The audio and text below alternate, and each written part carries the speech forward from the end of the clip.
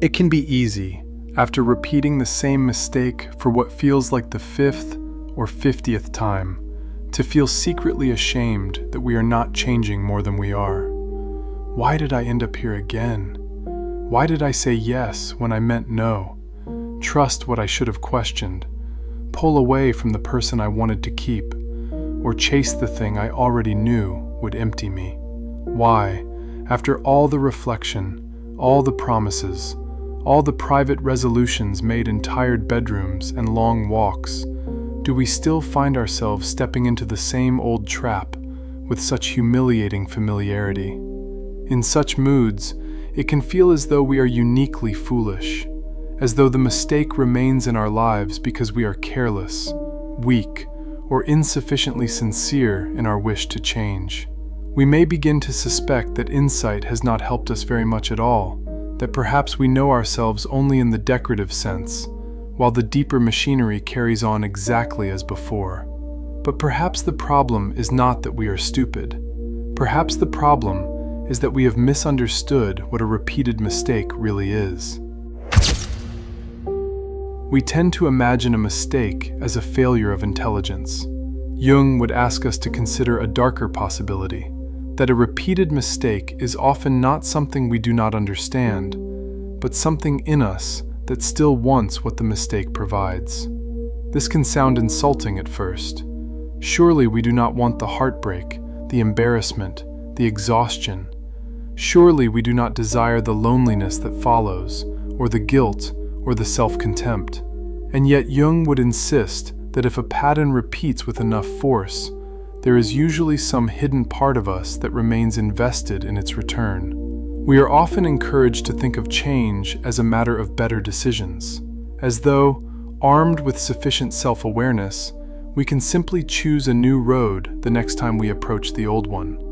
But Jung would suggest that the real problem lies lower down, beneath the level of decision, in what he called the unconscious. A repeated mistake is not merely a wrong turn. It is often an old road we continue to find strangely familiar, and familiarity, even when painful, exerts a remarkable power over us.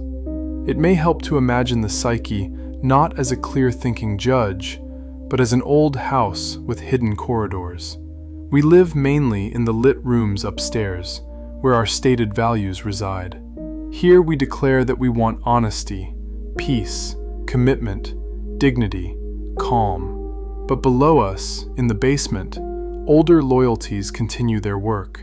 Loyalties to chaos, to punishment, to longing, to rejection, to the strange emotional climate in which we first learned what love felt like. What we call a mistake may, from the basement's point of view, be a return.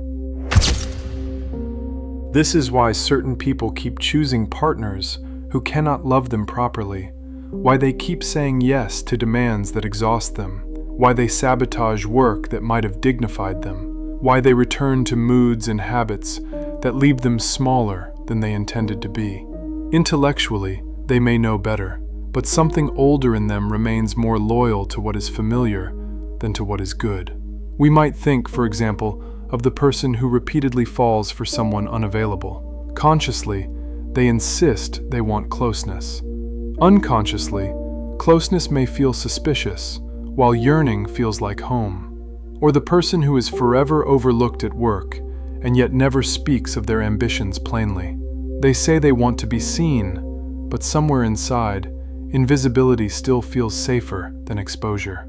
Or the one who swears they are done with drama, only to feel curiously dead in its absence, and so stir, without quite realizing it, the very conditions they most loudly claim to despise.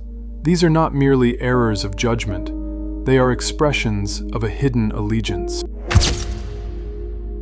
Jung gave us a language for this. He spoke of the shadow, the parts of ourselves we do not wish to know, the desires and fears and impulses incompatible with the person we prefer to imagine ourselves to be.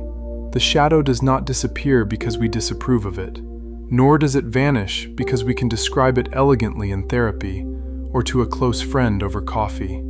It persists, and when neglected, It seeks expression through patterns. This is why we may keep making the same mistake even after we have understood it. Understanding, on its own, is not yet transformation.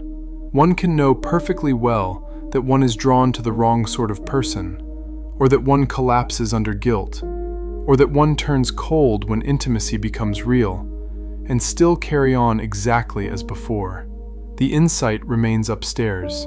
The pattern is being generated downstairs.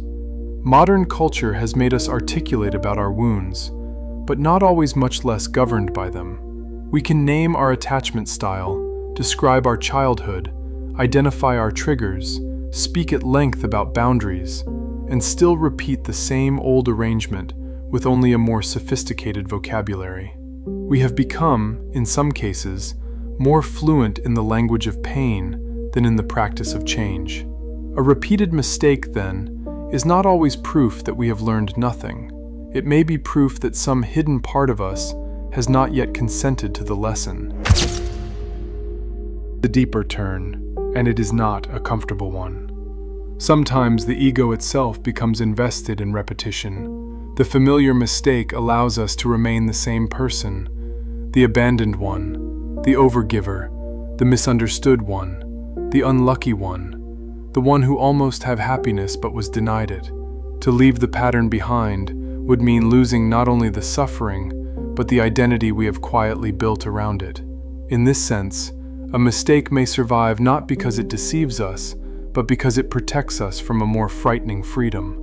If I no longer choose the wrong person, if I no longer betray myself, if I no longer recreate the same disappointment, who then must I become? What responsibility would fall on me in the absence of the old story? We have made a mess of change, no doubt. We have often expected ourselves to improve by willpower alone, as though the deeper chambers of the psyche could be persuaded by slogans shouted from the stairs. We do not, on top of everything else, need to be surprised that the same old pattern returns if the part of us that needs it has never truly been met. Jung would not ask only why you keep making the same mistake. He would ask what in you still loves the life that mistake makes possible.